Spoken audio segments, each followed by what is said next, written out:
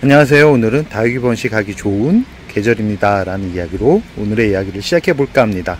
기온이 많이 낮아졌습니다. 그러나 낮 시간으로는 아직까지 차각막을 완벽하게 제거를 하면 안 되는 그런 시기이기도 하고요. 아마 여름보다 9월이 더 위험한 시기라고 할 수 있습니다. 다육이를 예쁘게 키우기 위해서 갑작스럽게 햇빛을 보여주게 되면 문제가 생기는 다육이들이 종종 생기기 때문에 그러는데요.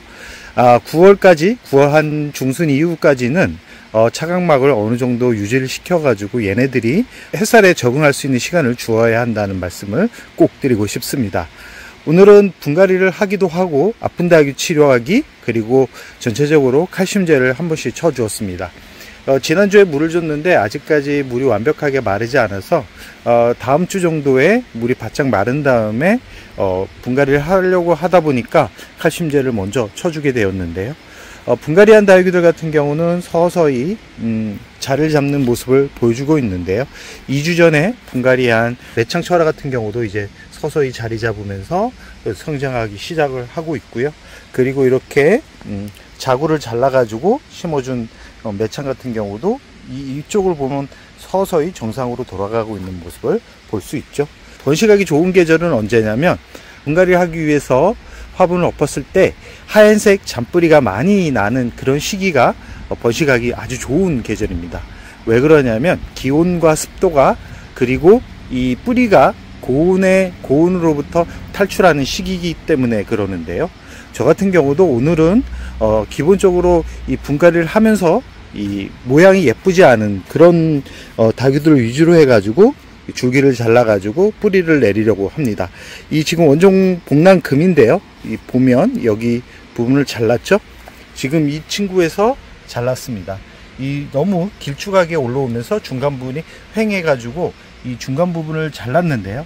자르는 때는 꼭 유의하셔야 하는 게 뭐냐면 이렇게 잎을 꼭 한 단계는 남겨주셔야 줄기가 고사되지 않습니다. 전체 다 잘라버리면 줄기 자체가 고사가 돼 가지고 결국은 죽게 되는 원인이 될 수 있기 때문에 꼭 말씀드립니다. 이렇게 줄기를 자를 때는 꼭 잎을 한 단계 이렇게 남겨 놓아야지만 수간에서 물을 끌어올려 가지고 기존 잎에 전달하면서 그 주변으로 해 가지고 이 자구가 생겨날 수 있다라는 말씀을 꼭 드리고 싶습니다. 지금 저처럼 이렇게 줄기를 자른 그런 다육이들 같은 경우는 대략 한 2-3주 정도 되면 완벽하게 하얀색 공중뿌리가 나올 겁니다. 그때 화분에 옮겨 심어 주는 게 좋고요. 이렇게 잘라 놓은 다육이들 같은 경우는 바닥에 그대로 두지 말고 이렇게 빈 화분에 이렇게 걸쳐 가지고 얘네들이 만약에 2주 동안 눕혀 있으면 모양이 예쁘게 변하는 게 아니라 못난이로 변합니다. 나중에 다시 원점으로 돌리는 시간이 아주 많이 걸리기 때문에 줄기를 잘라 놓은 다육이들 같은 경우는 이렇게 빈 화분에 걸쳐 가지고 놓으라는 말씀을 드리고 싶고요. 이렇게 이 자구 번식을 하기 위해서 줄기를 자른 다육이들 같은 경우는 이 줄기를 자르고 나서 꼭 이렇게 생장점 부분을 확인하시기 바랍니다. 생장점 부분이 검게 변하면서 무르는 그런 증상들이 보인다 그러면 그런 다육이들 같은 경우는 대부분 이 줄기를 자르다가 문제가 생겨 가지고 이 결국은 바이러스가 침투를 하면서 발생했던 그런 병균들이 수간을 타고 전체적으로 뻗어나가는, 그래서 결국은 우름분병으로 진행이 되는 그런 상태이기 때문에 그런 다육이들 같은 경우는 이 건강한 줄기 윗부분으로 해 가지고 또 잘라 주셔야 됩니다. 안 그러면 이 다육이를 살릴 수 없기 때문에 꼭 신경 써 주시기 바라고요. 이렇게 이 주기적심으로 해 가지고 이렇게 심어준 다육이들 같은 경우는 꼭 말씀드리지만 이 뿌리가 나온 다음에 심어 주고요. 이렇게 모듬으로 큰 화분에 이렇게 모듬으로 심어줄 때는 이 건강하지 못한 다육이를 같이 심어주게 되면 그 다육이 때문에 다른 다육이까지 영향을 미치기 때문에 이 건강한 다육이 위주로 해가지고 심어주라는 말씀을 꼭 드리고 싶습니다. 지금 8000대 같은 경우도 이 윗부분을 잘랐는데 그 주변으로 해가지고 이렇게 자구가 나오고 있는 것을 볼 수 있죠. 뿌리가 제대로 성장하고 있구나 라고 생각을 하시면 되고요. 12지곤 같은 경우도 윗부분은 색이 알록달록한데 윗부분은 초록색으로 변하고 있죠. 성장하고 있다라는 이 친구 같은 경우도 번식이 아주 잘 되는 품종이기 때문에 지금 포기 나누기를 해서 따로따로 심어준다 그러면 더 풍성하게 만들 수 있는 그런 품종이라는 말씀을 드리고 싶고요.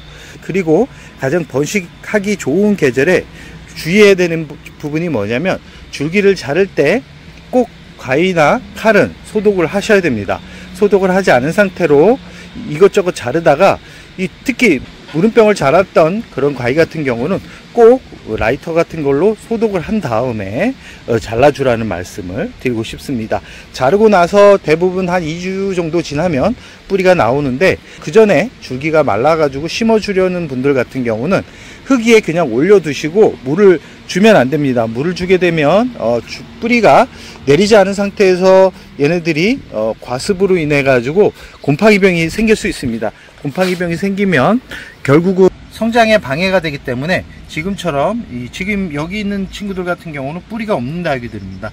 뿌리가 없는 다육이들 이렇게 그냥 흙에 올려놓은 상태로 그대로 지내다가, 얘네들이 이제 하나 둘 가장자리 잎이 말라가는 시점이 있는데, 그 말라가는 시점에 바로 뿌리가 내리고 있다라는 표현을 하는 거기 때문에, 그때부터는 물을 살짝 주는 게 좋습니다. 뿌리가 없는 다육이들 같은 경우는 매번 말씀드리지만, 과도한 물주기는 오히려 새로 나오는 뿌리가 과습으로 죽게 되는 원인이기 때문에, 실뿌리가 나오는 다육이들 같은 경우는 찔끔찔끔 물을 줘야지만 얘네들이 건강하게 9월 중순 이후부터 일반적인 물주기를 할 수 있다라는 말씀을 꼭 드리고 싶습니다. 이 번식하기 참 좋은 계절입니다. 번식을 할 때는 매번 말씀드립니다. 잎 한 단계는 꼭 남겨두시고 잘라줘야 되고, 잎꽂이를 하려는 분들 같은 경우는 잎을 뗄 때 이렇게 말라가고 있는 잎을 떼는 게 아니라 이렇게 건강한 잎을 떼어야지만 잎꽂이 확률이 높아진다라는 말씀을 꼭 드리고 싶습니다. 희귀식물 같은 경우는 잎꽂이가 거의 될 확률이 없기 때문에, 이 희귀식물은 특히 방울복랑금이나 원종복랑금 같은 경우는 잎꽂이 대신 적심 삽목을 통해서 번식을 시키는 게 좋다라는 말씀을 꼭 드리고 싶습니다. 끝으로 이 진짜 중요한 부분입니다. 실뿌리가 나올 때 과하게 주지 말고, 뿌리가 없는 다육이는 줄기 자른 부분이 바짝 말랐을 때 흙 위에 올려놓는 게 좋지만, 뿌리를 확인하고 심는 게 얘네들을 안정적으로 성장시킬 수 있는 팁이라는 말씀을 드리면서 오늘의 영상을 여기서 마무리할까 합니다.